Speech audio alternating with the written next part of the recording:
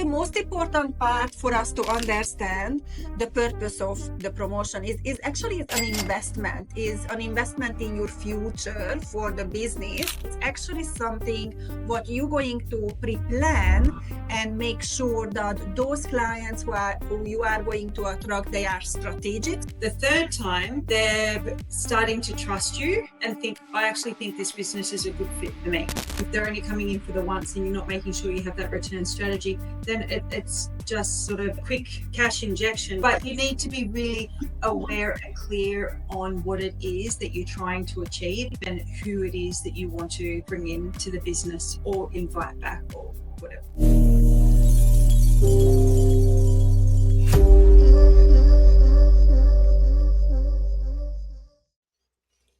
Hi, welcome everyone. It's great to be back. I'm Jodie Fielden and I'm joined by my work wife, bestie and business partner, Adri Varga. During these podcasts, we share how you can leverage your passion into profit. Whether you're a budding entrepreneur, a seasoned business owner, or someone who's just thinking about starting out, you're in the right place because we've just about done it all and we're here to share with you that you can too, because it's time to believe your business can be everything you ever wanted. Absolutely. Hello, everyone, and welcome back to our episode 29. And I can't believe it. It's actually episode 29 today. And for our episode 29, we will be diving into how to get ready for the busy season and also how you can take advantage of the rush. I know, I can't believe we've only got a few weeks left until Christmas now. This year's gone by so fast. And this topic today is an important one that most business owners think. I think at this time every year, they're like, oh, I'll be better prepared next year because November just seems to sneak up and bam, it's on. So I thought, so let's talk about what you can do to get ready. Yeah, so today we will cover three things, and number one is going to be promotions, and we will talk about the why and what and how. Number two is we're going to help you to getting yourself and your staff organized. We're going to talk about that, how you can get that done. And also we're going to talk about how to maximize the momentum of the pre-Christmas to support your business, and also how to support the Christmas downtime, like after the Christmas. Post-Christmas, yeah. It's really important, I think, for people to remember that they need to, like, you can use that momentum in the lead up to keep you going on into the new year and further into the year. So let's start with, I think what we need to look at first is what is the real purpose of a promotion for Christmas or for any time you run a promotion, really? Yeah, so I think the most important part for us to understand the purpose of the promotion is actually an investment in your future for the business, and is not just a way to attract customers in the short term. It's actually something what you're going to pre-plan and make sure that those clients who you are going to attract, they are strategic. So you will know who you want to invite to your business because you invest money. So how you invest money? Because obviously you're going to create some specials, and those specials shouldn't be really discounted services. So it needs to be something, like which is value-based specials. But in the same time, you're going to invest your time and money, because when you're going to promote it, like advertisements is going to cost for you also. So you're investing in this. So you really want to see a return on investment, and you want to be smart about it because you don't want to attract clients who are just there for a one-off, and then off they go, they're never going to come back. So when we're talking about promotions, we're always talking about, all right, so what is going to be the step into the business? And then how are we going to make sure that those clients are going to come in back and eventually they're going to stay with us for long term? Yeah, I think something that people need to remember when they're doing this is that they need to measure everything, and especially with any kind of promotion, because you want to know what promotion works at what time of the year. And I think you need to be really clear on what is the goal of this promotion that I'm running. Is it a brand awareness promotion? Is it to upsell clients for a higher ticket service? Is it to invite new clients in? Is it to try and get old clients back? You know, like you need to map out all these things and then record them and measure them so that you know, has it worked? And the measure of has it worked is not only have they come back, but have you actually been able to get them in for a repeat time? Because any promotion, Adri will probably talk more about this, is that from a marketing point of view, if we're looking for a new client promotion, then you need to make sure that you have a plan for those clients to return back to the salon or skin clinic, whatever your business is, or Pilates studio, at least 3 times. Because the first time is that they're just coming in for whatever offer that you've created. The second time, they're coming to see whether, you know, like you're consistent, whether they get the same quality, and they're just as happy the second time they come in. The third time, they're starting to trust you and think, I actually think this business is a good fit for me. So if you don't have them coming in a plan for that number of times, you're not cementing them and grabbing them as a repeat or a client that's going to stay with you. All you're doing is just, if they're only coming in for the once and you're not making sure you have that return strategy, then it's just sort of a quick cash injection. But you probably, depending on how you set it up, if you just want a quick cash injection and you don't want to keep those clients, fine. That's your business, it's your prerogative. But you need to be really aware and clear on what it is that you're trying to achieve and who it is that you want to bring into the business or invite back or whatever. Yes, absolutely. And I totally agree. You know, like it's the measuring part is extremely important because just knowing myself, you know, like when I were running different promotions, looking back, I had a folder for all the promotions. And looking back to promotions, sometimes I forgot about, you know, like how successful were some promotions. And it really doesn't need to be, you know, like always changing things. Whatever work, it works, you know, like you don't need to come up always with good things. But if you don't measure it, then you will forget. So I had this folder, and in the folder I had my promotions and the tracking sheets next to each of the promotions, and also the introduction of the promotion to my team. And I put them into the folder. So when I was looking for promotions and seasonal promotions, I always looked into the folder and I just had to have a look, you know, like what it was. It was successful, it wasn't successful. And the team briefing document was already done, you know. So it's really, you just need to have 4 or 5 really good promotions during the year.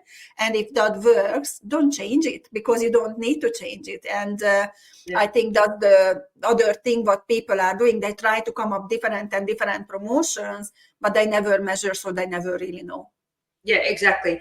And something that talking about promotions and coming into this time of the year is that a lot of businesses start promoting gift vouchers, and they really focus on the gift voucher. And I think this might be a good segment to, I know we didn't have it mapped out, but I think it might be a good idea to talk about the dangers of being heavily reliant on gift vouchers and making sure how you manage them and stuff. Because we have a salon, Adri will tell you the story of one of the clients that we've been coaching. They've inherited a ton of gift vouchers, and people not realizing the impact that the gift voucher has, because they think, oh yeah, it's this cash injection, but they're not planning, you know, like further down the line. Yes, absolutely. And then we already talked about this because the gift vouchers for that business, they are very, very high in numbers. So we had to talk through a couple of things. But basically, the thing what we were talking about also is that gift vouchers are false economy. So that what it means, you have seemingly money coming into your business when you have the promotion to selling the gift vouchers. But then when the clients are coming and they are actually using their gift voucher, then those months, they become very, very quiet months. And also there is a couple of things around the gift vouchers, like if your team is not trained how to do proper consultation, how to upsell, how to make money, then it's going to become a problem, because people are going to just use the gift voucher and you're going to have really, really quiet months. Also, when you take the money for the gift voucher and you're spending that money right away, is going to be a problem for the business. If you're saving that money and if you are managing the gift voucher money at the back end smartly, then it shouldn't be a problem, but you still need to have a plan, like whoever using gift voucher or whoever, it's not even just gift vouchers, but especially with gift vouchers, you need to have a plan how you're going to actually do your consultation and how you're going to make money the time when the clients are coming to visit too. The good thing about is that they already spent money on the gift voucher long time ago. So that cost, they already forgot about that cost, or someone gifted. So right now, like whatever you're going to be offering as an extra is actually going to be, like a lower cost, what they're going to pay, and they're more willingly going to upgrade services or purchasing products. It is because the big chunk of the service already was paid. Yeah, look, that is the really good thing. If you're smart with your gift vouchers and then you have a plan for what you can offer. I always found it was tricky if I sold a gift voucher as a dollar amount instead of saying, like, for my gift for clients, if they want to purchase something, that they purchase like a special service, like that we might put together for them, because when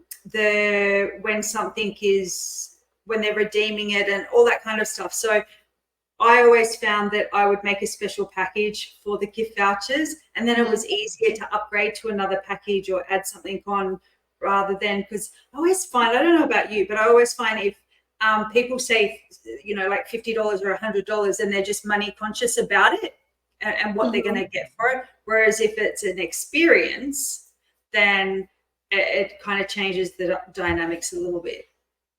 Yeah, I totally agree. And also, like many times what the mistakes, like business owners make with gift vouchers, that what they say, like, oh, like if you purchase $100 gift voucher, you're going to receive $130. Yeah. So not realizing that basically that's 30%. Yeah. So that's discounting without saying we are discounting. Yeah. So I always say, like if you want to add something extra, you need to think very, very differently, adding value in a different way, not lowering your price, because, it sounds good, like, oh, like they pay $100, I give them 130, like the math, it's 30%. So it's a lot of money what you are giving away. Yeah, and I just feel like that the mindset around when they're seeing like those numbers and that, it just sort of changes the way they think about the gift voucher too and about your business. Whereas if it's some beautiful experience, valued at such and such, like they don't have to know how much the person paid for it. It's just the experience, right? So there's different ways that you can do it. So it's just about sitting down and just being strategic about it. And just thinking outside the box and a little bit of creative, because that means you can sell the gift voucher a lot easily too, because it's something different than the average gift voucher that everyone says, oh, they can just see that I got them $50, Yes, absolutely. Yeah, that was a little bit of a good idea to talk about. We didn't even put it in our notes, but I think it's very important because it's that time of the year. It's definitely that time of the year. Yeah. And I think, so one of the other things about the promotions is that we want to think about who. You mentioned it before in the topic. and be very aware of the who's that we want to attract with that promotion. Yeah, and the way we are always explaining it is that the market has two different mindset. Yeah, the whole market. And the bigger market is always focused on price, or, trying to find discounted offers or specials, or, like, what is it in for me? And those people are really focused on discount and discount. So when you do discounts, you really need to be aware of who you're going to attract the business. The clients, customers who are focusing on discounted services, they are not necessarily going to come to your business to stay with you. Yeah. And also when, just out of experience, when someone creates a discounted service, they never have a strategic plan how they're going to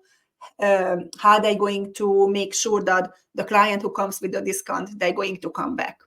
And the sad part about it, when someone comes with a heavily discounted services, unless you offer exactly the same, they're never going to come back. And many times when people are doing discounted offers, they don't do the numbers behind. And what happens when we do the numbers behind, it's a really big wake-up call, because then they realize that they are actually not even breaking even.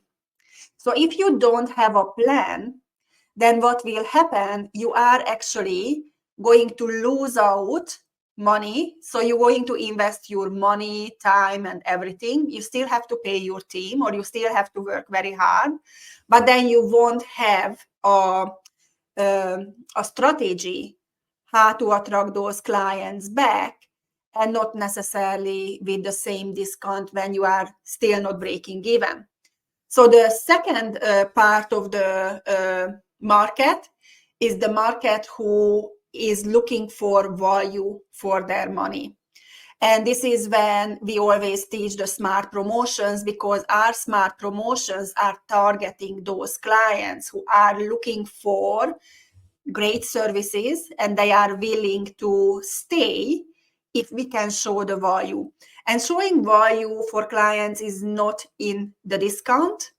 And I always teach, like, these two market actually doesn't mix, because the mindset is so different. Like, people who are looking for high value services or providers, what will happen? They're never going to look for the very cheap offers, because they would think, I'm not quite sure about that service.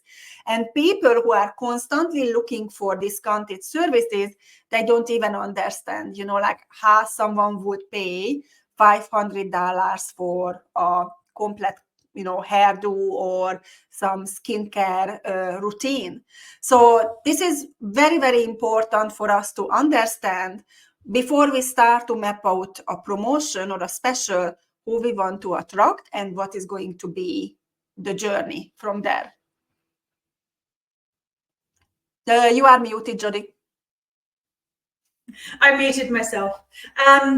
I think it's really important that we just dive in here for a second, a little bit deeper about, when we say the value versus discounted, like a higher value repeat client is someone that, like you said, is willing to pay $500, but it's also someone that is focused on the outcome and the solution that you can provide. So whether it's skin, body, or hair, it's someone that is going to be there with you for a journey, because they trust your expertise to get them to where they want to be. And for you to be able to support them with their home routine so that they can maintain it, because they value their hair, they value their body, they value their skin, and they want the results. Whereas someone that is there for the discount, they like it, but they don't value it.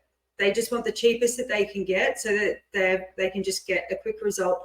And then the ones that do, they're the ones that are in and out. And they're the kind of ones that you want. If you're having a high turnover business, you want those ones that are like, yep, I'm just here because it's cheap, it's quick, I don't care about it. Then the other side of the low value ones are the ones that try and bleed you for everything and complain about everything and take up all your time, so that because you only have a short amount of time for a cheap service, then they're taking up everyone else's space and stuff. So it's really that when we talk about a high ticket, high value client, it's about someone that's just really focused on the solution that you can give them and your expertise. They want an expert. They want the best. Yes, I totally agree. And the mindset is so different, it's just amazing. Yeah.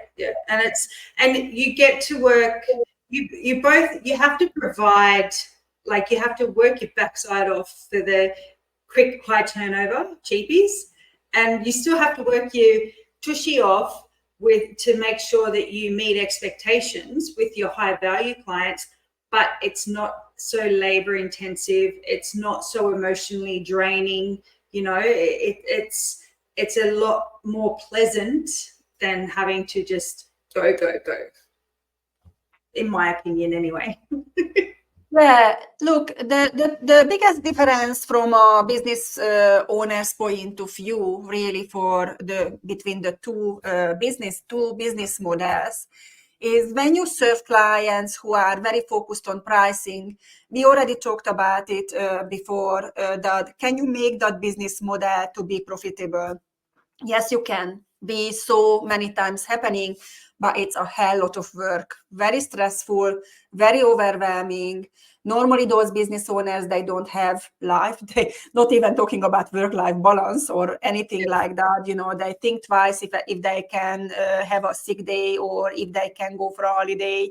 And obviously they work a lot because the price doesn't support to have many team members. So whenever it's anything happening, those salon owners, they work anywhere between 40 to 60 hours on the floor in their business. And when we are talking about the other business model, with the other business model, it's a very, very different setup, because then as a business owner, you have time to breathe. And you are making more money normally with less clients, and you are taking your time and you enjoying your trade because you have time. It's not like next please, and very stressful. And if someone is running late, the whole salon is, everything goes pear-shaped. So when you have the value-based clientele, it's a very, very different energy, very different environment. And also, you don't have such a high staff turnover. If you're in that high ticket, high value, the staff don't get so stressed. And usually, and don't get me wrong, like I used to enjoy when I was working in one of those go places and barbershops and stuff years ago. I enjoyed it and I had fun with it, but I didn't stay there for a long time because I'd get burnt out really quickly.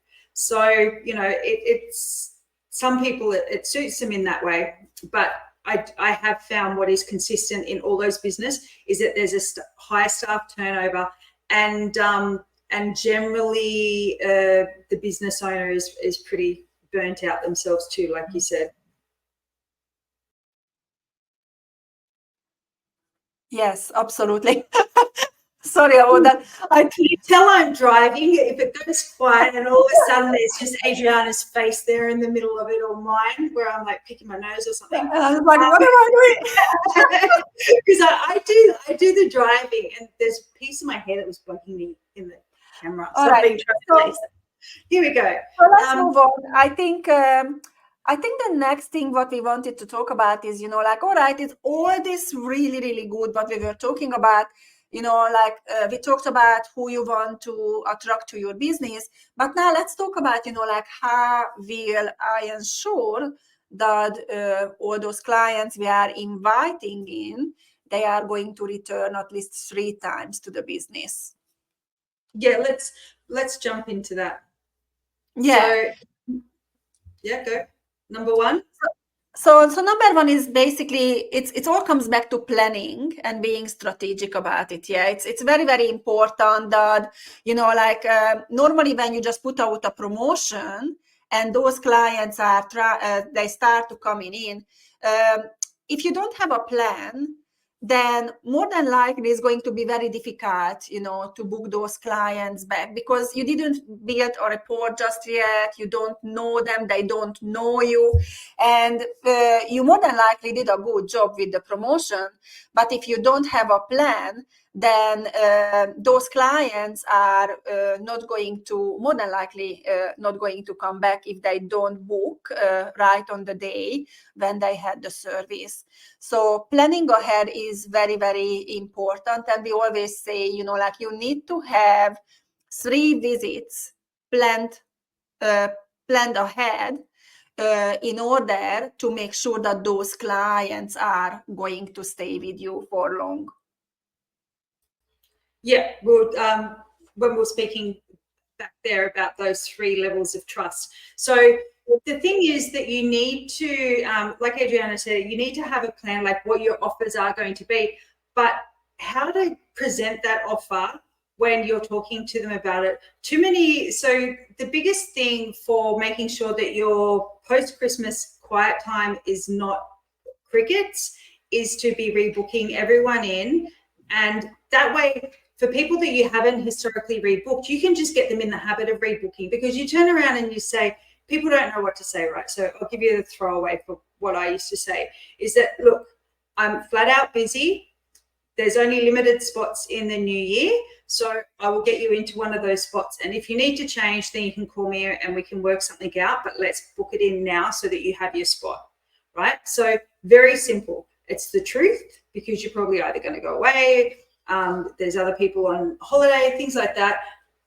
Get them in, and then you can keep that habit going on throughout the year. If you don't already naturally do that with every client, and you should, every single client, you should be rebooking them and assume. Do not ask them, assume that they've already agreed to it. That's the trick to rebooking. I'll give it to you for free.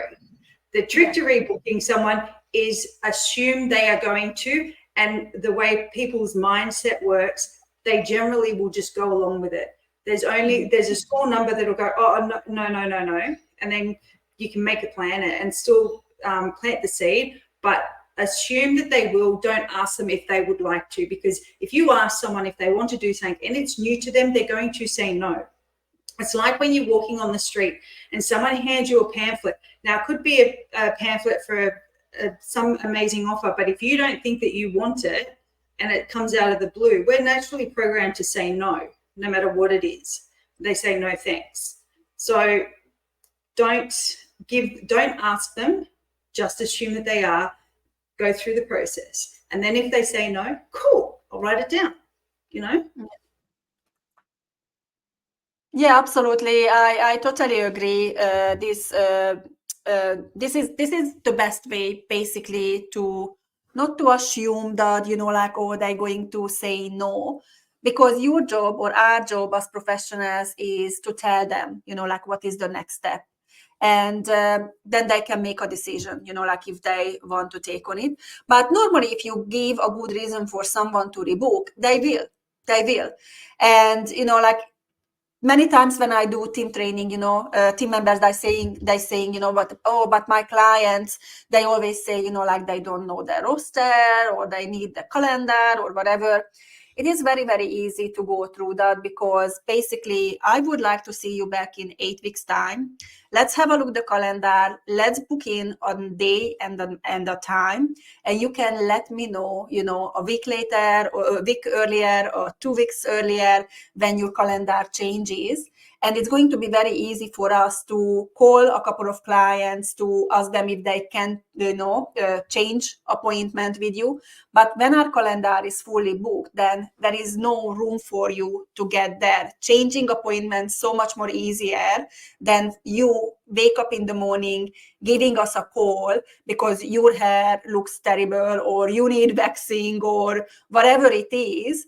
And then we say, well, our book is closed for 3 weeks because we don't have an appointment. We can put you on a waiting list, but there is no guarantee.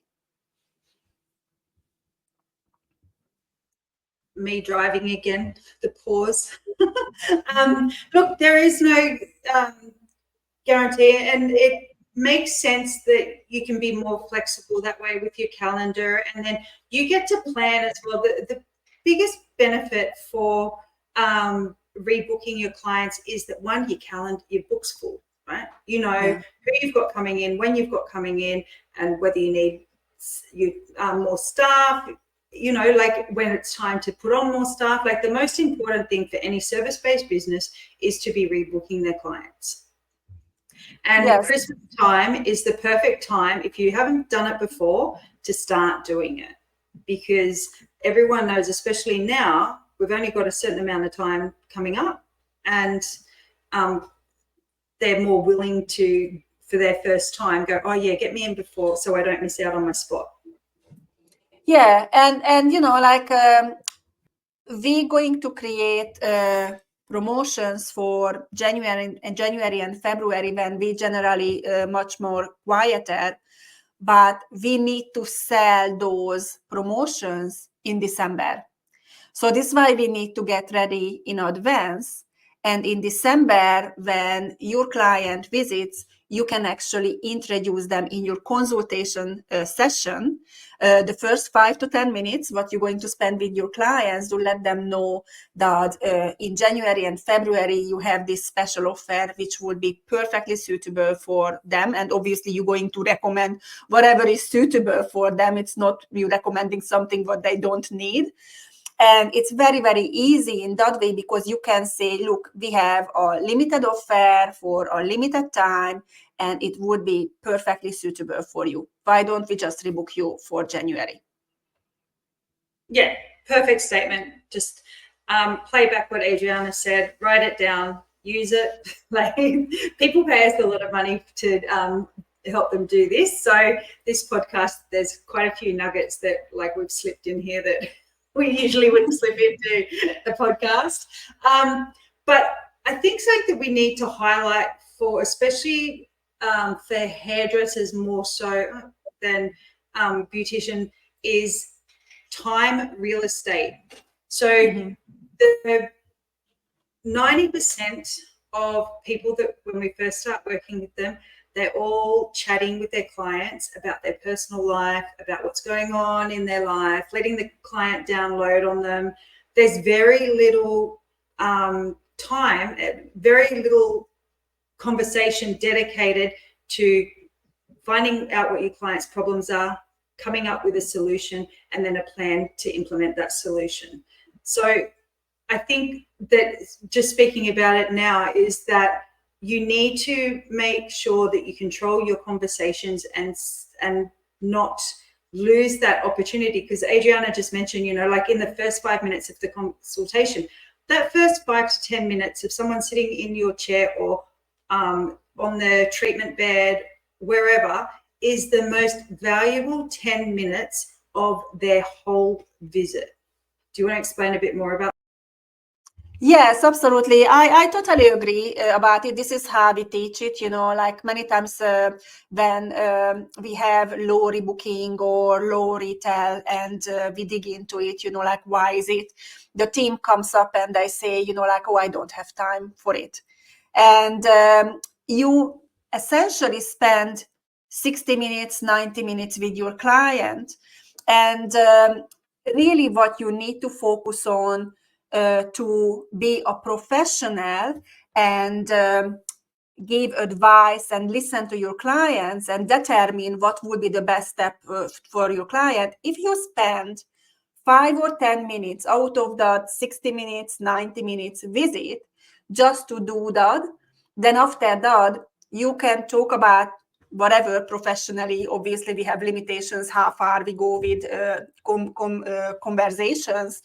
But then you are done, and then you don't need to worry about during the whole service, you know, like, how am I going to rebook Julie? You know, like, I know she needs a hair oil, but I'm not quite sure if she can afford it or if she's going to say no to me. So the first 5 to 10 minutes, you're going to sort everything out. You're going to sort out what they are challenges, what is the solution for that, and also, you know, like, pre-plan the next 2 to 3 visits, because that will ensure that they are going to come back on time. Because many times happens when they rebook, you know, when they don't rebook, then people are saying to me, oh, but they will come back. And maybe they will. But the thing is, I call them, they become free range chickens, because they will just, going around, they whole day things. And then one day, like in the morning, they wake up and they said, oh, my feathers are looking terrible. So I need to call and I need to get in. And the thing is, this is when they come when it's already looking terrible. It's not a maintenance. And us as professionals, we actually need to tell them, in order to do this or that, I need to see you back in 8 weeks time, 6 weeks time, 4 weeks time, whatever it is. Yeah. Because we have the knowledge as professionals and we assume that our clients know, they know they need to come back. And that's not true. Because they are not professionals. How would they know? And look, the thing is that, your client is going to trust you more if you make up a plan for them. Like you said, in the first 10 minutes, if you've already said, okay, this is what we're going to do. All right, we're going to need to do this, this, and this now, and then the next visit will be that, and then that.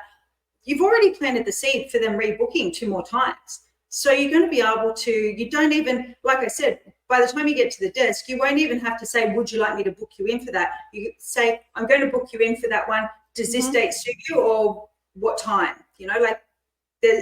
And you can reach out to us, because we actually have a whole program and a philosophy about how to do this. And Adri has word for word scripts for you to be, and the psychology behind it, because in the it's our 3 keys training that Adri teaches, and it teaches you not only just the hows, and not only the whys, but the psychology around how you get there. And once you understand that, then it just makes your life so much easier, and you're able to train your team to do it. You're able to carry it on for years.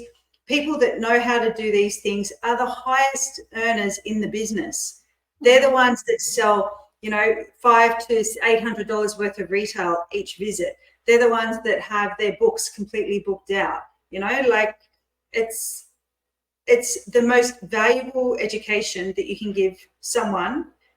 I think it's actually even more important when it comes to making money than skill education, because you can be an average clinician or an average hairdresser, but if you have the right sales, like if you have the right skills from the business side, like the sales side of it, where rebooking, consultation, and retail, which are all things you need to do to provide your client with the best service, you're going to be the highest earner. And the clients trust you because you're talking to them about them and about their hair or about their skin and what they want to achieve. So they actually trust you better than, Sadie over there that's like doing her Instagram posts and all the rest of it and wondering why her books aren't filled.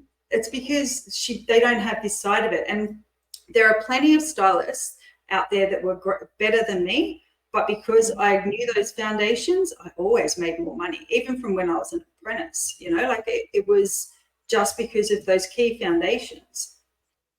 And it's the separation of understanding what's the difference between us and our clients, and that's basically the professional knowledge.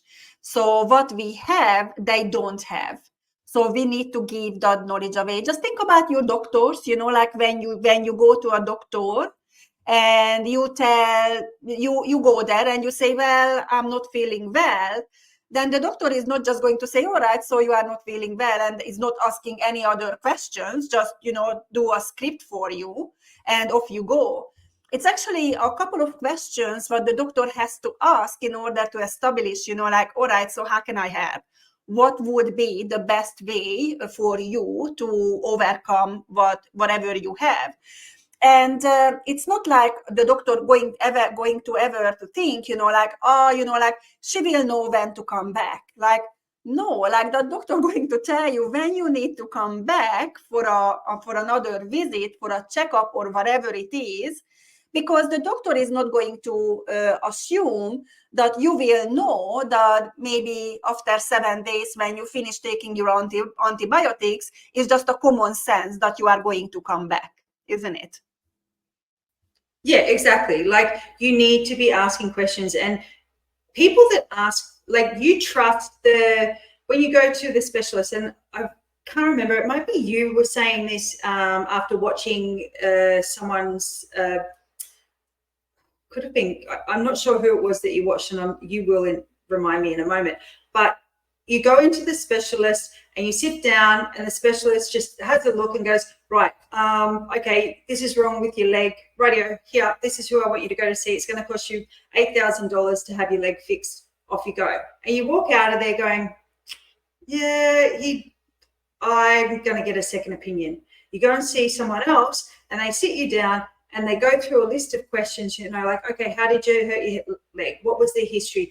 What, how would your normal life look like? Rightio. And then they go, okay, yeah, how's it impacting you?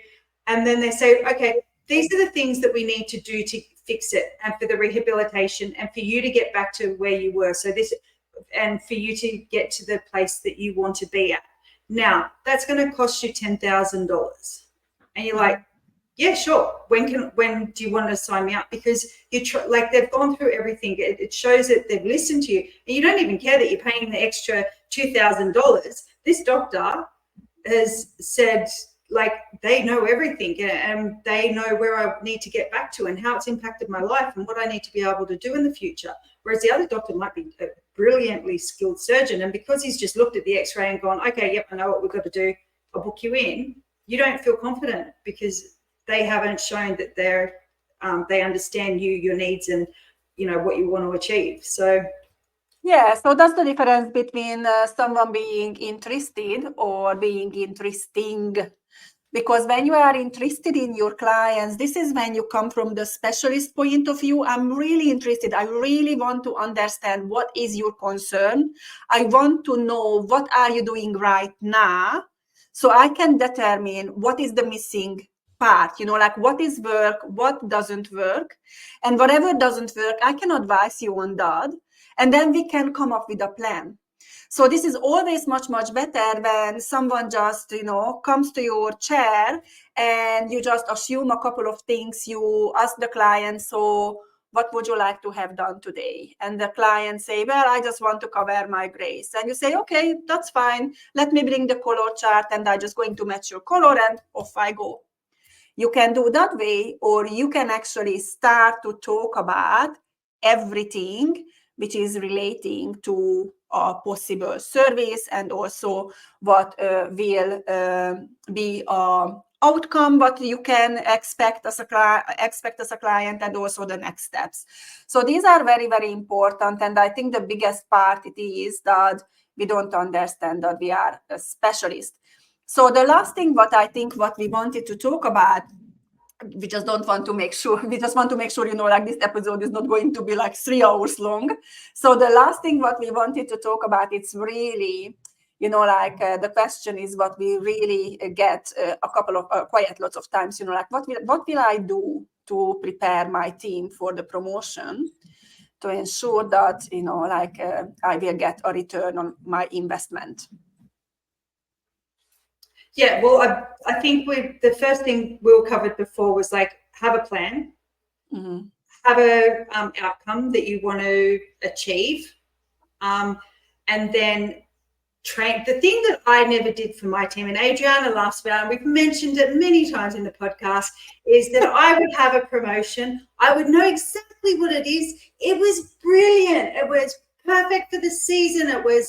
Everything was fantastic. There was the return. There was the products that went with it, and the upsells and all the rest of it. And clients would turn up, and none of my team would know what promotion I had just launched. They would have absolutely no idea on how much it is, what they get with it, or how to rebook the clients for it. It was like, this is just something Jodie's thrown together and hasn't bothered to tell the rest of us. Yeah, so that's a creative business owner, yeah. So So lots of hairdressers are very creative, and lots of people, they are actually doing things in their mind that they don't realize, that they don't communicate. So that's the worst scenario you ever can have. What Jodie just, like, that was her habit, like people show up for promotions and no one knew, like we didn't know what was going on whatsoever, and because I was managing the salon for her, the girls came to me and I said, like, what kind of promotions we have?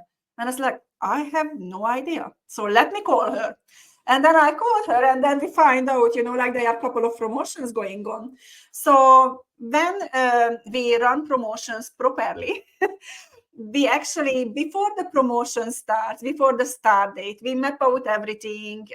We map out, like the how we're going to invite them in, what is going to be the next couple of meetings, the products and everything. And we're going to have a team meeting. And we're going to prepare a document. And in the document, we're going to explain everything. Whatever questions our team or our clients can have, we're going to map out everything. Everyone going to get a copy. We're going to keep a copy of the promotion at the front desk to make sure that is not going to be any question unanswered before we start the promotion. So it's very, very important. And when we map out smart promotions, we have actually a way, like a checklist, and we teach everything how to do it, because it takes a little bit of a time to get used to it, to understand how you're going to value add, what you're going to, how you're going to help your team to put a focus on just the important things, so they are not going to get confused and overwhelmed. It's very, very easy to overwhelm our team. Also, it's very difficult to run 3 or 4 promotions in the same time, because it becomes very confusing. So the control and the strategy becomes extremely important. Exactly. And the one thing you need to do is make it fun. If your team get overwhelmed because the communication is not simple, it's not clear, and it doesn't have a clear purpose for the team, then they're going to be resistant to offer it. So I always found making a game out of it in some way, which is one of the things Adri teaches in the 3 keys. And also the most important thing out of all Adri said is track it. Make sure you know how many people have purchased it, how many people have turned up, and games for the team is like who's selling the most, that kind of thing. So it just needs to be made into a game, essentially, so that everyone gets behind it and is excited by it. Because if it's too convoluted, or the team don't understand it, or they don't think it's a benefit for their client, if the team just thinks it's a money grab, they're not going to do it, because they're not going to want to present it to their clients. So you need to make sure that the promotion is in the best interest of the client that it's being offered to. Yes. I totally agree. And I just wanted to say something, but I was listening to you, and I totally forgot what I wanted to talk about regarding the treatments. Tracking anyway. it, who it's for, the team, understanding it. Yeah, thank you. So what I wanted to mention, if you don't follow the right steps, the promotions which has the ability to become really good promotions going to fail because the backend is failing. So sometimes when we put promotions out, they don't work, not because the promotion is not good or what you are offering is not good. It is because the backend, your team doesn't know about it, or they know but they are unsure. They have questions but they don't ask those questions, and it just all becomes at the backend very, very overwhelming, very convoluted. So the whole thing, what you built at the front end, it's falling apart.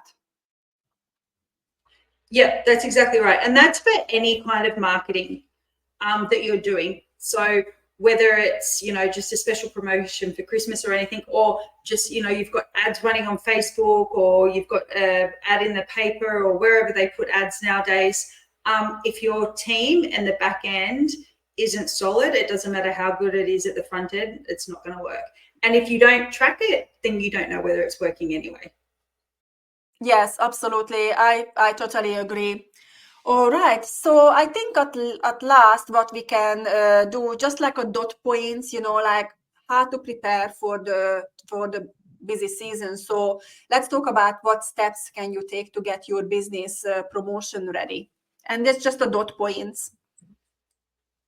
Alrighty. So the first will be knowing who, what, where, and why. Mm-hmm. The second will be organize yourself and your team. And the third would be make sure you've got a return strategy. Mm-hmm. What else? And just monitor everything. I think that's very, very important. Measuring. Yeah. Measure it and report it, because the data is your best friend. Oh, and the real estate, the time real estate, where you spend your time talking to clients. Yes, absolutely. All right. I think that's us for today. We ended up being a little bit of free-range chickens ourselves, but we got there at the end. Our next episode is going to be all about strategic planning. It's coming up to Christmas, so our guests, we're still waiting for our HR guru to finish getting all her info from the new changes. So as soon as she has that, we'll be having Sam on. But yeah, it'll be to getting ready for your strategic planning for the year. So that's going to be a good one. Yeah, perfect time to actually put your thinking hat on and planning ahead. So we will talk about in details. Yep. And if you want to know anything about like the team training courses that Adri does, or you want to find out about our programs that we have, the Salon Accelerator programs that you've probably seen ads for, just feel free, book a free demo. focusgdt.com/our links. It's on the bottom of the screen. There it goes. And or you can reach out to us with a DM, Adri. DM. The handles. Come on. Yeah, you can see we are not scripted for everything. So yeah, so you can reach out to us on Facebook and Instagram, and also you can follow us on TikTok. And our handle is always the same, Focus GDT.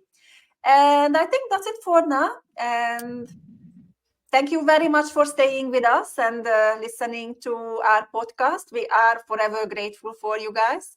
And we will see you at our next podcast. See you later, guys. Bye.